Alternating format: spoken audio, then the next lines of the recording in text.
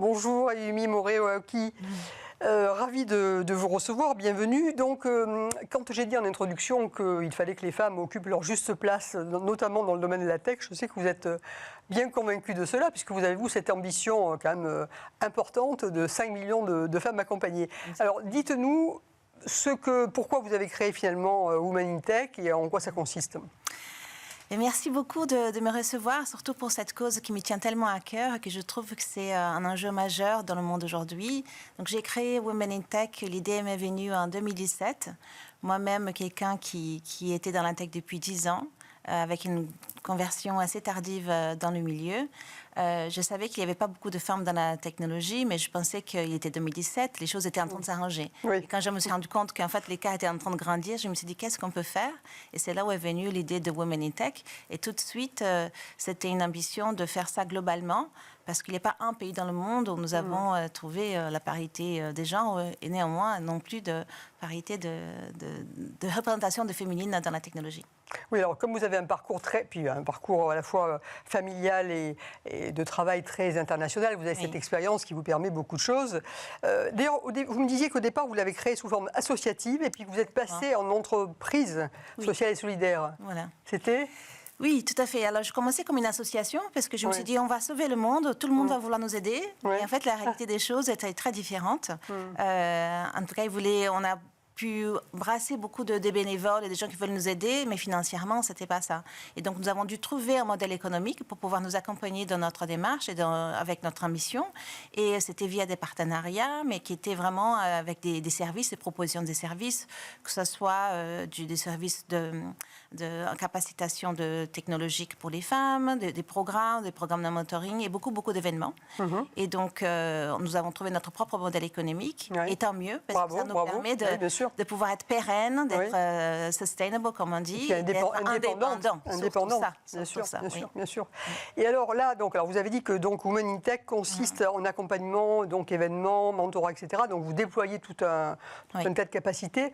Et je sais que là, vous préparez un événement important qui va se tenir à Osaka. Alors, illustrez-nous au travers de Osaka, qu'est-ce qu'on va y faire, qu'est-ce qui va se passer et en quoi ça va faire avancer? Alors, Osaka, ça va être notre 4e sommet mondial. Donc, depuis 3 ans, on les fait ici en France, sous le patronage du président Emmanuel Macron. Et la première fois, on va faire à Osaka. Pourquoi? Parce que c'est l'Expo 2025. Donc, ça a lieu tous les 5 ans uniquement.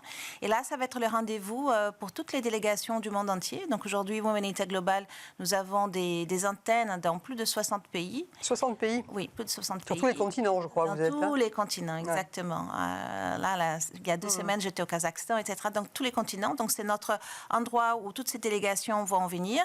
Mais c'est pas juste un meet-up. C'est un endroit où on va pouvoir être au courant, former aussi des femmes, pouvoir être elles-mêmes formatrices derrière, mais aussi convenir, parler avec des hauts dirigeants, parce qu'il y a des gens qui sont du gouvernement, d'académia, multi-stakeholder, et également nous allons lancer les protocoles d'Osaka. Oui, vous m'avez dit que ça ressemblait au protocole de Kyoto, mais pour une autre thématique. Voilà, pour l'autre thématique des femmes dans les STEM. Voilà. D'accord. Donc comme ça, on peut vraiment pousser pour avoir des engagements concrets, chiffrés, pour avoir plus de femmes. Donc ça dure combien de temps Ça va durer 3 jours. 3 jours. Et vous m'avez dit que là, parce que déjà, moi j'étais impressionnée par le 5 millions, et vous avez dit que là, vous espériez encore davantage d'engagement. Alors c'est avant 2030, c'est pas tout de suite. Oui, c'est pour 2030. Donc nous, en fait, depuis 2018, la mission était toujours de 5 millions, et on a fait que plus d'un demi-million. Donc je me suis dit, si on veut arriver à 5 millions, on ne peut pas le faire toute seule. Et parfois, quand la mission et l'objectif est tellement grand, il faut vraiment démultiplier et ne pas faire toute seule. Et c'est pour ça que le protocole d'Osaka, c'est de pouvoir atteindre 100 millions.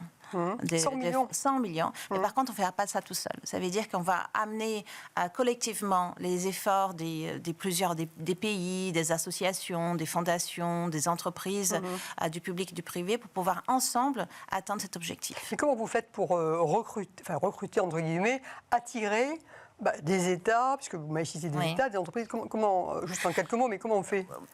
En fait,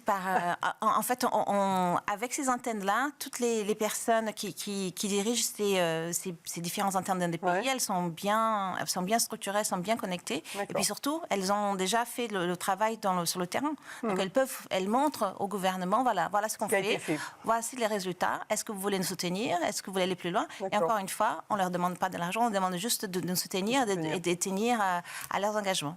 Bravo, écoutez, vraiment un bel engagement, une belle action. Donc on vous souhaite tout le succès pour Osaka. Merci beaucoup. Et puis alors, je vais recevoir après vous quelqu'un qui ne va pas démentir l'intérêt d'Osaka, puisque c'est Elisabeth Moreno, vous le savez.